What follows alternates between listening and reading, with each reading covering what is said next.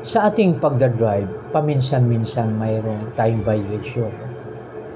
So, nung Sabado po, no, yung February 17, no, mayroon palang doon sa may Riverbank Center sa Marikina. So, dumadaan po ako sa Bonifacio. Pala, yung papasok doon sa Marikina, Riverbank Center po ay one way. So, ako ay salubong po doon dahil nag-video po ako. Buti na lang pinatawad po ako. Sabi ko, sir, pasensya na po kayo. Hindi ko alam na one way po pala ito. Pero alam nyo ba na napakalaki yung kalsada? No? Kaya, salamat. No? Pero, dapat familiar tayo. So, siyempre, pagbalik ko doon, alam ko na one way. Hindi ko na salubungin. Kasi first time po akong nag-drive na doon po dumaan. Ganun pala, one way. So, iikot pa pala para makabalik doon sa Bonifacio. No? Kasi minsan sa ating pagmamadali, minsan kahit na one way, pinapasok po natin. Pero, para sa ating safety, gawin natin yung pinaka-the best at pinaka-mabuti. Obedience, pag tayo ay nagsunod, talagang mayroong pagpapala pag tayo sumusunod. At mayroon namang parusa pag hindi tayo makasunod. No? Kaya yan, so aking ulitin mga kaibigan, ang lahat ng kasulatan ay kinasihan ng Diyos. Ibig sabihin, anointed by God, blessed by God. Kaya yung salita sa scripture, so dapat ating igalang. Maganda na ating sundin, magsilbing gabay sa atin. Tapos ang purpose nito, at pakikinabang. So, ibig sabihin na advantage sa atin kung tayo magbasa ng scripture. Kasi pwede nating pakikinabang. No? Ang ginamit na word ay pakinabang. No? Sa pagtuturo ng katotohanan. So, ibig sabihin mga kaibigan, pag ating gamitin ito, napakaganda. No?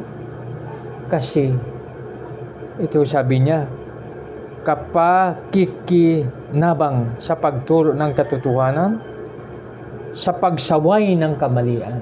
Ano so, ibig sabihin niya na pwede tayong i-correct ng mga nakasulat dito sa scripture. So, tungkol sa pag-aasawa, nakalagay po rito. No? Tungkol sa pamilya, nakalagay. Parang na rin siya family code. So, yan. No? So, ano pa? Turo sa katotohanan, pagsaway ng kamalian at pagtutuwid sa likong gawain. So, halimbawa,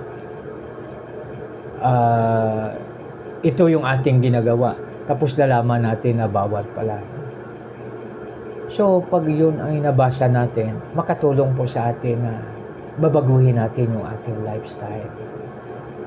So, nakalagay doon, no? Tulad lang sa pagkain, mayroon kasing nakalagay na gluttony. Ibig sabihin na sobra po tayo sa pagkain.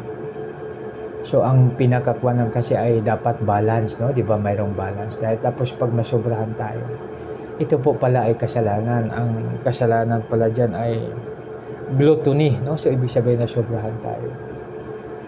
Kasi lahat ng bagay ay pag sobra ito ay masama. So, kaya dapat ikuanan siya. Within normal limits lang siya. No? Kaya, ibig sabihin na kunting ganito, kunting ganyan. No? So, yan. No? Kasi halimbawa, kakain tayo ng napakatamis. So, pag matamis ang nakain natin, maka-trigger po pala ito na malungkot po tayo. Kaya dapat ingat. No? So, pag halimbawa tao na may high blood, pag makakain ng sobrang alat, so, matrigger po yun. So, dapat within normal limits lang. O kaya dapat yung tamang-tama lang. So, kaya dapat ay napakaganda na ating malaman po ito. Ano pang nasabi dito? Likong gawain at sagpasasanay para sa matuwid na pamumuhay. So, parang gabayin natin. Gabayin natin siya, no? Para makapamuhay tayo. So, halimbawa, tingnan natin dito sa Matthew 5:44, no? Ano ang gagawin natin sa kaaway? Halimbawa, ikaw ay inaway, no? So, 4 pala, no, ang gagawin natin. So, pag malaman natin sa scripture, so, magawa po natin ngayon, no? Nakalagay doon na, bali 4 love your enemy. Yan, no? Love. No? Tapos, pray for your enemy. Love, pray, bless your enemy. Pang-4, do good to your enemy. So, di ba, 4, no? Kaaway na yan, no? Pero, kasi noon, ngipin sa ngipin po. Pag halimbawa, kinagat ka, kagatin mo rin siya. Halimbawa, inapakan ka, apakan mo rin po siya. Pero yung dumating ang ating Panginoon, ito yung kanyang sinabi. Na 4 po ang gagawin natin sa ating mga kaaway, no? So, bakit yan? Ano kaya ang reason biyan?